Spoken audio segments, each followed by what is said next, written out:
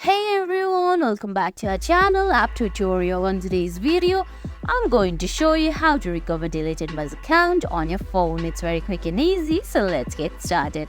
First, open the Muzz app on your phone. If you don't have the app yet, you can get it from Google Play Store or the Apple App Store. Once you do that, then launch the app. Now on your screen, you can see there are three options: continue with Apple, continue with Google, or continue with email. You just have to continue with whatever account you had used or linked with the account you deleted. I'm gonna continue with my email. Then tap on continue. Now they're gonna send a verification code. You just have to copy and paste the verification code. Once you do that, you can see a prompt saying your account is set to be deleted. You have to read all that. Then just tap on restore my account. Once you do that, well, you can see your account is reactivated. And guys, that's it.